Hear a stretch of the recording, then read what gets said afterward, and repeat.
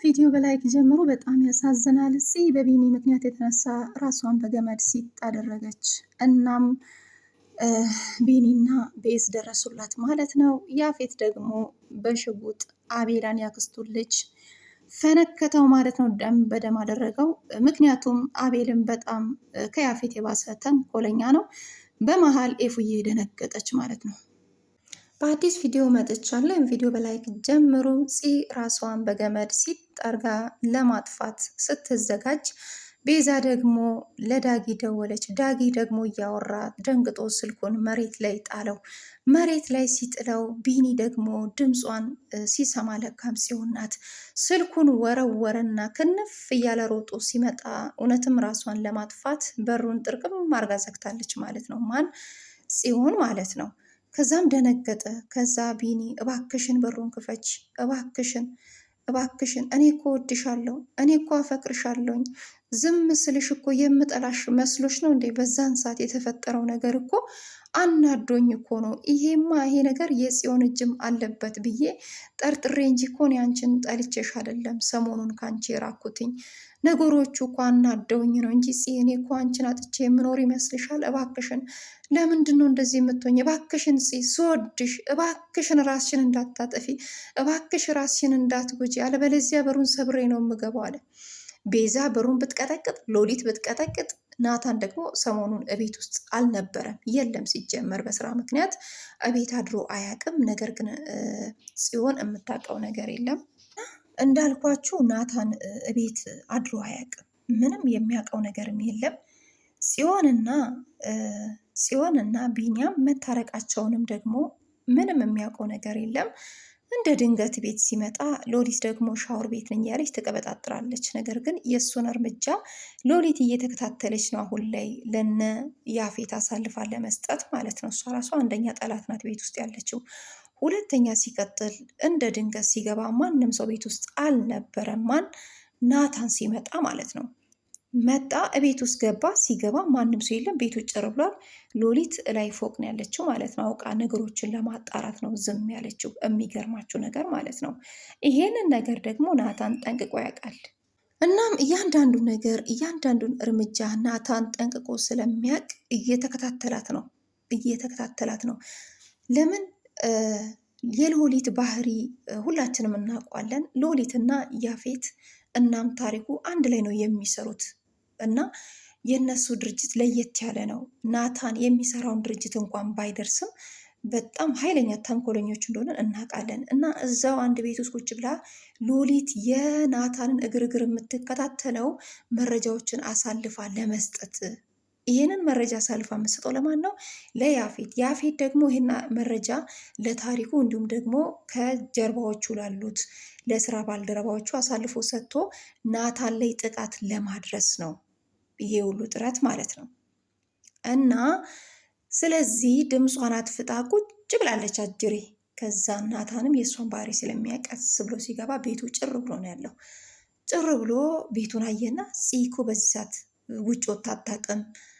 ቤዝም በዚህ ሰዓት ውጭ ወጥታ አታውቅም።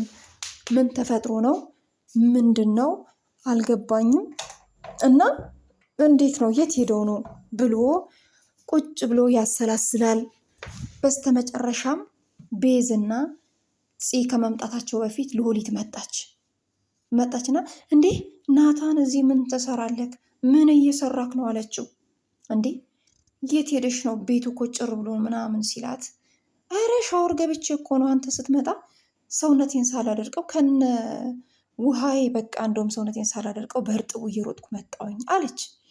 ኧረ እባክሽ እየቀለድሽ ነው? እኔ እኮ አይኔ እያየ እኮ ነው እየተናገርኩ ያለሁትኝ።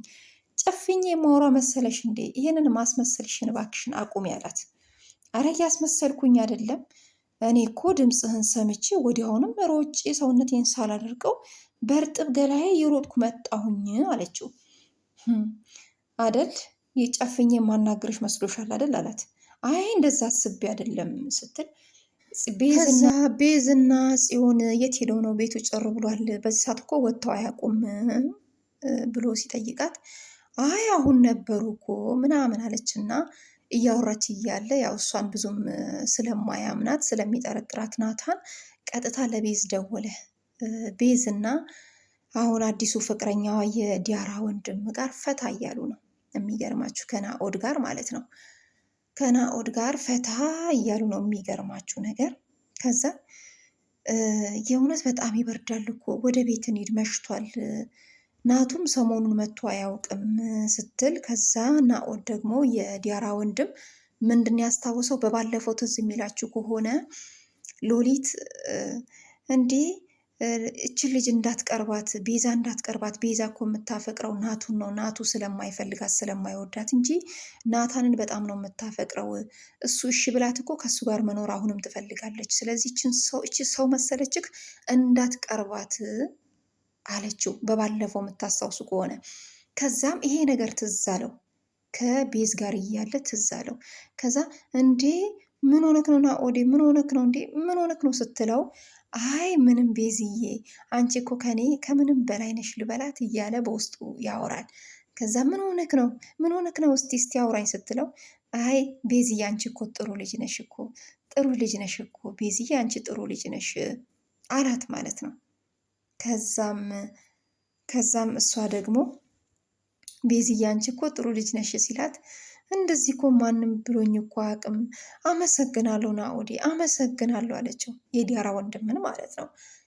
እና ከዛ በኋላ እንደዛ እያወራች እያለ እንደ ድንገት ፂን በቃ ልብስሽን ለባብሽ ብሎ እሷ ራሷን ልታጠፋ ስትል የደረሰላት ማን ነው? በመጀመሪያ ቤዝን የደረሰችው። ቤዝ ከደረሰችው በኋላ ቀጥሎ ቢኒ ነው። ቢኒ ደግሞ አፈቅርሻለሁ እወድሻለሁ ብሎ ሲያወራ የእውነት እኮ ያፈቅራታል። በነገራችን ላይ ግን በታገተበት ሰዓት እሷ ራሷን ስታ ለ3 ለ4 ቀን ታማ ተኝታ ሁሉ ይህም ሁሉ ነገር የሚያውቁት እነ ናታን እና እነ ዳጊ ናቸው። ዳጊ እውነታውን ለቢኒ ቢነግረውም በዛን ሰዓት ማመን አልፈለገም። እሷም ተመሳጥራና ከአቤላ ጋር እሷም አለችበት በሚለው በጥርጣሬ ነው እንጂ ራቃት በጣም እንደሚያፈቅራት ሁላችንም እናውቃለን። እና በስተመጨረሻ እኔ እኮ በጣም ነው የምወድሽ በጣም ነው የማፈቅርሽ ሲላት ከዛም በኋላ እኔ ኖሬም አልጠቅምም ራሴን አጠፋለሁኝ ስትል እባክሽን ስወድሽ ብሎ ሲለምናት በስተመጨረሻ በሩን ከፈተች፣ እቅፍ አረገችው። እናም ለምንድን ነው ራስሽን ለማጥፋት እንደዚህ የወሰንሽው? ምን ቢፈጠር ነው? ምን ሆነሽ ነው? ማን ነክቶሽ ነው? ሲላት ቢኒ እኔ አንተን አጥቼ መኖር ስለማልችል ነው። እውነታውንም ብነግርህ መቀበል አልቻልክም። ስለዚህ ኖሬ ለማንስ እጠቅማለሁ? እኔ ፍቅሬን ካጣሁት አንተም ደግሞ እኔን ከጠላኸኝ ምን ያደርግልኛል? ለእኔ ህይወት ምን ያደርግልኛል ብዬ ራሴን ለማጥፋት ወሰንኩኝ። ምክንያቱም በሰዓቱ አንተ እኔን እንደ ጠላትና ልክ እንደ ክፉ ሰውን የተመለከትከኝ፣ ልታምነኝ አልቻልክም። ንግግሮቼን ልትቀበለኝና ልትረዳኝም ልትጠጋኝም ስላልቻልክ በቃ ከእንግዲህ ቢኒ ጠልቶኛል። እኔ በፍቅሬ እኔ በምወደው ሰው ወይም አብሬው ካልኖርኩት ህይወት ምን ያደርግልኛል ብዬ ነው የወሰንኩት ስትለው፣ ከዛ ቢኒ ደግሞ እንዲህ እኮ መሆን የለብሽም፣ እኔ እኮ መቼም ልጠላሽ አልችልም። በእርግጥ በዛ በተፈጠረ ሰዓት ከአቤላ ጋር አንቺም ያለሽ መስሎኝ ነው ከዛ እንደዛ ብሎ ሲነግራት በፍጹም እኔ የማውቀው ነገር የለም ከዛ እላችኋለሁኝ እኔ የማውቀው ነገር የለም፣ እባክን በእንደዚህ አይነት ነገር አትረዳኝ። እኔ በዛን ሰዓት ምን ያህል እንደተጎዳው እኔ ራሴ ነኝ የማውቀው በአንተ ምክንያት። ነገር ግን አንተ ልትረዳኝ አልቻልክም። ይህንን ተንኮል ግን ያደረገው አቤላ እንጂ እኔ የማውቀው ነገር የለም አለችው። ከዛ እኔ እኮ በጣም ነው የማፈቅርሽ፣ ግን ሁለተኛ እንደዚህ አይነት ነገር እንዳታስቢ፣ እኔ ሁለተኛ እንዳልሰማሽ እንደዚህ አይነት ነገር ስታደርጊ አላት ማለት ነው።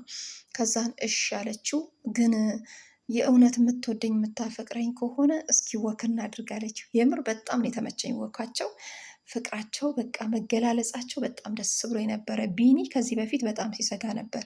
ጽዮን ማስታወስ ከጀመረች እኔን እንደምትከዳኝ እርግጠኛ ነኝ ነበር ያለው። ነገር ግን ጽዮን ይበልጥን ያፈቀረችው በዛን ሰዓት በከፈለላት ምስዋት የእውነት የሚገርመው ነገር በጣም መስዋዕት ከፍሎላት ነበረ። በጣም ታማ ሲሸከማት ነበር፣ ሽኮኮ ሲያደርጋት ነበር፣ በጣም በጣም ደስ ደስ የሚል ቦታ ሲወስዳት ነበር እና በዛ የተነሳ በጣም በቢኒ ፍቅር ስምጥን ያለችው። ግን እሱ ሲሰጋ ነበረ። እኔ አሁን እኮ አፈቅራታለሁ እወዳታለሁኝ፣ ግን ማስታወስ ከጀመረች እኔም ብጠላኝስ እኔ እንዴት ነው የምሆነው? ምንድን ነው የሚወጠኝ? እንዴት ነው የማደርገው? እያለ ሲያስብ ሲያሰላስል ቆይቶ እኔ እኮ እህትህን ጽን እኮ በጣም ነው ማፈቅራት፣ ግን ማስታወስ ሲጀምር እኔን ከከዳችኝስ ናታን ምን ላደርግ ብሎ ናታንን ሲያማክረው ናታንን በዛን ሰዓት ሊበላው ነው የተነሳው። አሁን እኔ በእህቴ ዙሪያ ምንም ነገር አልፈልግም። እህቴ ደግሞ በድጋሚ እንድትጎዳብኝ ስለማልፈልግ እስከምታገግም ድረስ እባክህን ተባበረኝ እንጂ አፈቅራታለሁ የሚለውን ነገር ከአንተ አፍ እንዳልሰማ በፍጹም ይሄን ነገር ከአንተ አልጠብቅም ሲለው እናም በጣም ተደናገጠ ቢኒ ማለት ነው። እንዴ እኔ እውነቴን መናገሬ የቱጋ ነው ጥፋቴ በሚለው ሲያናግረውም በቃ እኔ እህቴ በፍቅር ምክንያት እኔ በኤፍራታ ምክንያት እንደተጎዳው በፍጹም እህቴ በአንተ ምክንያት እንድትጎዳ እንድትሰባበር አልፈልግም። በእህቴ ማንም ከመጣብኝ ማንም ሰው እኔ አልፋታም አለ ማለት ነው። ናታን ለቢኒ በስት ጓደኛው እንደሆነ እናውቃለን። ከዛም በፍጹም እኔ እህትን አልጎዳትምም፣ በፍጹም በእኔ ምክንያት እንድትሰበር አልፈልግም።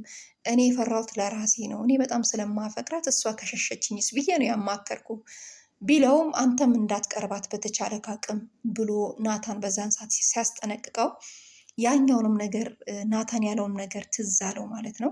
በዛ የተነሳ ነው ናታንም የናታን ቤተሰብም እኔ ጋር እንዳይቀርብ ብሎ ለተወሰነ ጊዜ ራሱን ለማራቅ ቢሞክርም በስተመጨረሻ ጽ ደግሞ በእኔ ላይ ጨክኗል፣ በቃ ወስኗል።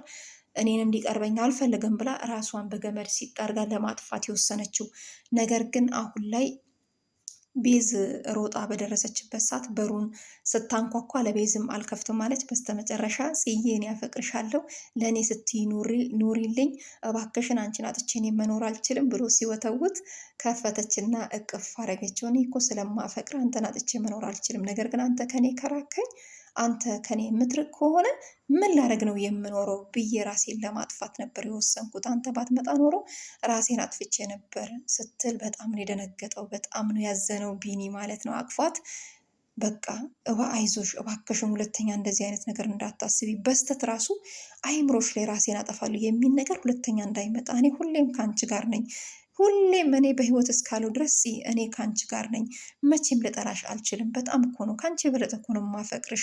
የተወሰነ ጊዜ እኮ የራኩሽ እኮ ከአቤላ ጋር የሆነ ተመሳጥረሽ ያረግሽው ነገር መስሎኝ ፎቶቹን ኢዲት አድርጎ ለእኔ ሲልክልኝ በቃ እውነትም ይሄ ነገር የእውነት ነው ብዬ አቤልን አመንኩትና ጽዬ በጣም ይቅርታ አድርጊልኝ እሺ የኔ ውድ የኔ ፍቅር አላት ማለት ነው። ከዛም እሺ ፈቃደኛ ከሆንክ ወክ እናድርግ አለችው። ወክ ለማድረግ ሂደው በቃ በዛ ምክንያት አበባ ምናምን ሰጣት። ምን አላት ምን ልበላችሁ በቃ የሌለ ፍቅራቸውን ፏ ብትን ብለው ነው ያሳለፉት። በጣም ደስ ይላል። በጣም በጣም በጣም ከመጠን በላይ ደስ ይላል። እና በዛ ምክንያት ነው ቤቱ ጭር ብሎ ሳለ ናታን የመጣው። ናታን መጥቶ በስተመጨረሻ የት ገቡ የት ሄዱ ቢልም ቤዝና ፂ መጡ። ቤት ነበረ እሱ ከዛ ቤት አድሮ አያውቅም።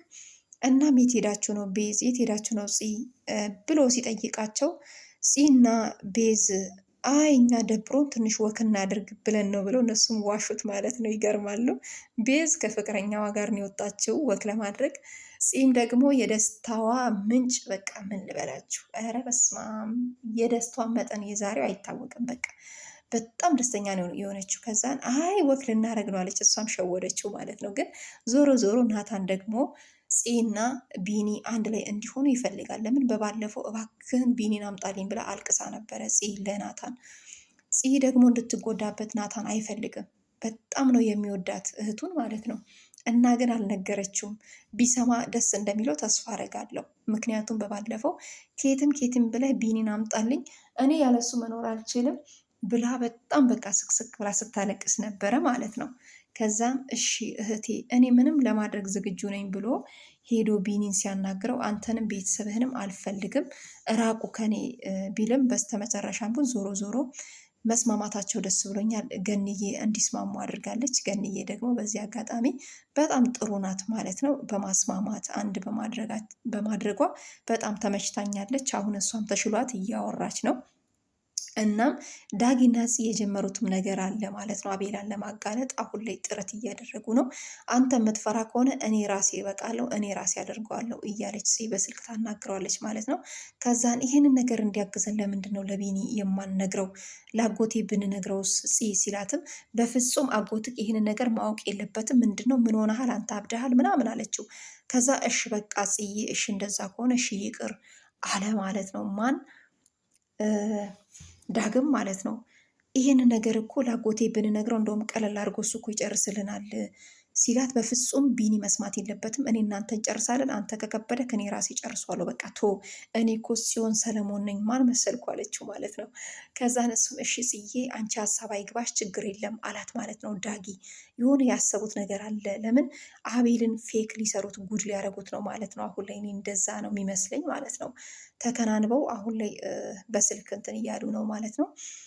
እናም ሲቀጥል ናታንን አሳመኑት። ናታንም እሺ በቃ ለአንቺ ስል ጽዬ የኔ ውድ እህት ነገ መጥቻ አድራለሁ ብሎ ሄደ። ከዛ ሎሊት ወሬ ወደዛና ወደዚህ የምታሯርጠው ምን ብትሆን ጥሩ ነው? የሚገርማችሁ ነገር ደወለችና ቀጥታ ለማን ነው የምትደውለው? ለያፌት። ከዛ ደውላ አረ አሁን የወጣ ተከታተሉት ብላ ለያፌት ስትደውል፣ ናታን ደግሞ አሁን ላይ በዙሪያው ሰው አለው። ድርጅት የሚሰራበት ድርጅት ደግሞ በጣም ትልቅ በጣም እጥፍ የሆነ ድርጅት ላይ ነው የሚሰራው። ሲወጣም በመኪና ሲገባም በመኪና በቃ ከመኪናው ይወርዳል፣ ወደ ቤቱ ይገባል፣ ከቤቱ ይወጣል፣ መኪና ላይ ነው የሚገባው። ለምን የዲያራ እናት ባለፈው አያሳስብክ መኪና ብትል በዙሪያ የትኛውን የፈለግከው ነገር ለማድረግ ዝግጁ ነኝ፣ ብር ብትፈልግም ምንም ነገር እኔ ከጎን ነኝ ብላ አሳምኗለች። እንዲሁም ጠበቃውም ከናታን ጎን እንደሆነ ሁሉም አሳምነውታል። ስለዚህ መቼም ሉሊት ልትይዘውም የያፌት ባልደረባዎችም ሊይዙት አይችሉም ማለት ነው። ከዛ ደወለች። እንዴ ያፌት መጥቶ እኮ ነበረ ናታን በር ላይ አላገኙትም እንዴ ስትል፣ መቼን የመጣው መቼን የወጣው እንዴ በራፉ ላይ እኮ የስራ ባልደረባዎች እሱን እየጠበቁት አይደል እንዴ እንዴት ሊያመልጥ ይቻላል አለ ያፌት ማለት ነው። ለምን ናታንን ጉድ ለመስራት የሚገርማችሁ ነገር ከዛም በኋላ ናታን አመልጧል ማለት ነው። ምክንያቱም ከናታን ዙሪያ ደግሞ ሰው አለ። የሚመጣውም ከሰው ጋር ነው። ከመኪናው ወርዶ ቤቱ ይገባል። ከቤቱ ወጥቶ መኪናው ስለሆነ ማንም ሰው ሊይዝ አልቻለም ማለት ነው። የሎሊት ስራ አሁን ላይ ወደዛ ወደዚህ የምትሽከረከረው ናታንን በድጋሚ ለያፌትና ለያፌት በዙሪያው ላሉ ሰዎች አሳልፋ ለመስጠት ነው ቤት ውስጥ እየተሽከረከረች ያለችው። አንዴ ፎቅ ትወጣለች፣ አንዴ ትወጣለች፣ አንዴ ትገባለች፣ አንዴ ትወርዳለች። የሚገርማችሁ ነገር ማለት ነው ማንን ናታንን አሳልፋ ለመስጠት ጥረት እያደረገች ነው። ናታን ደግሞ በጣም አሁን ላይ ሁሉንም ነገር ስለሚያውቅ ሎሊትም ደግሞ እሱን እንደምትከታተለው ጠንቅቆ ስለሚያውቅ ራሱን እየጠበቀና እየተጠነቀቀ ይገኛል ማለት ነው። ከኋላውም በስተጀርባውም ከፊት ለፊቱም በጣም ጥንቃቄ እያደረገ ነው። እንዲሁም ደግሞ ከጀርባውም ሰው አለው ማለት ነው። ለማን? ለናታን። ያፌት ደግሞ በየትኛውም ቅስፈት ናታንን ጉድ ለመስራት በጣም እየተከታተለው ነው ከስራ ባልደረባዎቹ ጋር ማለት ነው። እና እንደዛ ሆኖ ሳለ የሚገርማቸው ነገር ይሄ አቤላ የተመታ ቀጥታ መኖር አለብኝ አሳምኝልኝ ሲል ነበረ ኤፍራታን። ኤፍራታ ደግሞ ይሄ በፍጹም ሊሆን አይችልም ከቤቴ ውጣልኝ ስትለው፣ አንቺ ይሄ ቤት እኮ ያጎቴ ቤት ነው፣ ምነው የራስሽ ቤት አስመሰልሽው? ኧረ እባክሽ የምርሽን ነው? አለበለዚያ ይኸውልሽ የናታን ቪዲዮ እኔ ጋ እንዳለ አትርሻ፣ አሳልፌ ለፖሊስ ከመስጠቴ በፊት ቀጥታ አሳምኝልኝ፣ አለበለዚያ ይሄን ቪዲዮን አሳልፌ የምሰጠው ነው ያለው። ምክንያቱም በዛን ሰዓት በኮምፒውተር ላይ ያለውን ቪዲዮ አቤል ወደ ራሱ አዘዋውሮታል። ያፌት ደግሞ ይሄን ነገር አያውቅም ማለት ነው። አሁን ላይ ኤፍራታ አጣብቂኝ ውስጥ ገብታለች። የሚገርማችሁ ነገር እምቢ እንዳትልም ግራ ተጋብታለች። ያፌትን ልታሳምነው ብትሞክርም ያፌት ደግሞ በፍጹም ይሄ ሊሆን አይችልም፣ አቤል እዚህ ቤት እንኳን ሊኖር ቀርቶ ለደቂቃ እዚህ ቤት እንዲገባ በፍጹም እኔ አልፈቅድም ብሏል ማለት ነው። አሁን ላይ ኤፍራታ አጣብቂኝ ውስጥ ነው የገባችው፣ ብታምኑም ባታምኑም እና ከባድ ነው በነገራችን ላይ። እናም በስተመጨረሻ በፍጹም ይሄንን እኔ ላደርገው አልችልም፣ እንደዚህ አይነት ነገር ስትናገሪ እንዳልሰማሽ አላት ማለት ነው። የሚገርማችሁ ነገር ከዛን ኤፍራታ እንዳልኳችሁ ግራ ተጋባች። የኤፍራታ ሀሳብ አቤል እንዲኖረው፣ ለምን አቤልን አላኖረውም ካለች ያለውን መረጃ አሳልፎ ለፖሊሶች ይሰጣል ማለት ነው። ለፖሊሶች አቤል መረጃውን አሳልፎ ከሰጠ ያው የኤፍራታም ድካም ዝም ብሎ ነው ማለት ነው። ስለዚህ በቃ ኤፍራታ በጣም ግራ ተጋብታ ነው አቤል እንዲኖር ያፌትን የለመነችው። ያፌት ይሄ በፍጹም ሊሆን አይችልም፣ የማይሆን ነገር ነው ኤፉ፣ የማይሆን ነገር ነው፣ እባክሽን ዝም በያላት። በስተ መጨረሻም ግን ዞሮ ዞሮ ማንም ሰው በሌለበት ቀጥ ብሎ ቤት ውስጥ መጥቶ ቁጭ ብሎ ፊልም ከፍቶ ነበር። ከዛ ኤፉያ ከጎኑ ነበረች። እነቀው፣ እንደዚህ አድርገው፣ እንደዚህ አድርገው። ኧረ በስመ አብ ምን አይነት ሱስ እንዳለበት እሱ ልጅ ግን ይገርመኛል። በቃ ባህሪው በጣም ከባድ ነው በነገራችን ላይ። ለአቤል ያለው ባህሪ በጣም ይከብዳል። ባህሪው የሌለ በቃ ምን ልበላችሁ። እና በስተመጨረሻ እባክህን አትጩህብኝ፣ እባክህን አትጩህብኝ ከቤቴ ውጣልኝ ስትል የምን ቤት ነው ይሄ? እኮ ያጎቴ ቤት ነው። ምን አገባሽ አንቺ ምን አገባሽ እያለ እሷ ልስጨው እባክህን ቴሌቪዥኑን ቀንሰው፣ ፊልሙን ቀይረው፣ ምንድን ነው እሱ ምን ሆነሃል እያለ ስትጨው እንደ አጋጣሚ ያፌት መጣ። ያፌት መጣና ደነገጠ። ምን አቤል እዚህ ምን ትሰራለክ? ምን ትሰራለክ ብሎ ሲጮውበት ሪሞቱን ይዞ ቅድም እየፈነጠዘ እየዘለለ ያለው አቤል ጸጥ ብሎ ተቀመጠ ማለት ነው። ስነስርዓቱን ይዞ ጸጥ ብሎ ሲቀመጥ በስተመጨረሻ ምንድን ነው ምን ለማድረግ መጣክ እንዳለ ድራማው አለቀ ማለት ነው። እና ያም ይህም ሆነ እኔ ደስ ያለኝ ነገር ቢኖር ፂና ቢኒ ስለታረቁ በጣም ደስ ብሎኛል። ምክንያቱም አንዳንዴ እውነተኛ ፍቅር መስዋዕት ያስከፍላል። ባላሰባችሁበት ምክንያት ነው አንዳንዴ የምትለያዩት። እናም በጣም ብዙ ጥረት አድርጎ ነበር አቤል፣ ቢኒን አሰቃይቶታል። ልክ ይሄንን ችግር የፈጠረችው ጽናት በሚለው ያለውን የሌለውን ነገር ብዙ ጥረት አድርጓል። ነገር ግን ዞሮ ዞሮ አቤላ አልተሳካለትም። ክፋትንና ተንኮልን የሚያደርግ ሰው ወደ ራሱ ነው የሚዞርበት። አሁንም ክፋትን ተንኮልን የፈለገውን ነገር ቢያደርግም ዞሮ ዞሮ አሁን ላይ ቢኒና ፂ ፍቅራቸውን ተገላልጸው አብራቸው መኖራቸው እንዲሁም ደግሞ ፂ ማስታወስም ስለጀመረች ትክክለኛ የመጀመሪያዋ ፂ ስለሆነች ትክክለኛ ፍቅሯን ለቢኒ ስለገለጸችለት ፍቅራቸውን ስለተገላለጹ አብሮ መኖር ስለጀመሩ እኔ በጣም ደስን ያለኝ። ግን በባለፈው እሷን ሲከፋት በጣም ነው እኔ ራሱ የደበረኝ። ምንም ባላጠፋችው ምንም ባላደረገችው በጣም በቃ መጥላት ጀመረ። ማን ቢኒ በጣም መጥላት ጀመረ ፂን ማለት ነው። ፂ ግን የምታውቀው ነገር የለም። በነገራችን ላይ ምንም የምታውቀው ነገር እኮ የለም። ምንም በማታውቀው ነው ቢኒ ፂን የጠላት። ግን እኮ ያፈቅራታል። ብቻ በተፈጠረው ነገር ለተወሰነ ጊዜ አልቀርባትም በሚለው በሌላ ነገር አስባት ነበረ። በስተ መጨረሻ እንደዚህ ተፈጠረ እኮ ፂ እንደዚህ ሆነች ሲባል እየከነፈ መጣ እና ስለሚያፈቅራት ነው። ለደቂቃም ለሰከንድም ካሁን በኋላ ላጣሽ አልፈልግም፣ እኔ አፈቅርሻለሁ፣ ሁለተኛ እንደዚህ አይነት ድርጊት ብታደርጊ ወየውልሽ ሲላት፣ እኔ እኮ አንተን አጥቼ መኖር ስለማልችል ነው ይህንን አድርጌ ብገላገልስ እሱ የማይፈልገኝ ከሆነ ብዬ እንጂ እኔም እኮ አፈቅርሃለሁ አለችው። የእውነት በጣም ደስ ብሎኛል ማለት ነው። እናም በጣም ነው ደስ ያለኝ። የሚገርማችሁ ነገር ሲቀጥል ደግሞ ዲያራ ለናታን ደውላለት የኔ ናፍቆት፣ የኔ ፍቅር፣ የኔ ስጦታ የት ነህ? ለምንድን ነው ሰላም ማትለኝ? ለምንድን ነው የማትጠይቀኝ? ማም እኮ የለችም ናና ሰላም ብለህኝ ሂድ ስትለው እኔ በፍጹም እንደዚህ አይነት ነገር ላደርግም አልችልም። አንቺ እንዴት ነሽልኝ? ደህና ነሽ ወይ? የኔ ቀበጥ አለሽልኝ አላት። ከዛ እሷ ደግሞ እኔማ ደህና ነኝ የኔ ስጦታ አላለችም። አይ የኔ ስጦታ ኤፉዬ የናታንን ልጅ አርግዛ ተጎልታ እየጠበቀችው ነው መስዋዕት እየከፈለች።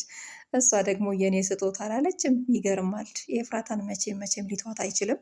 እዚህ አጣብቅኝ ውስጥ ናታን የገባበት ምክንያት ራሱ ኤፉዬን ለማግኘት እስከ ጥግ ድረስ ለመጓዝ ነው እና የኔ ስጦታ ስትል ግርም ብሎኝ ነው። ናታን ከኤፉ ሌላ የሚያፈቅርም አይመስለኝም። ኤፍራታም ከናታን ሌላ ታፈቅራለች ብዬ አላስብም ማለት ነው።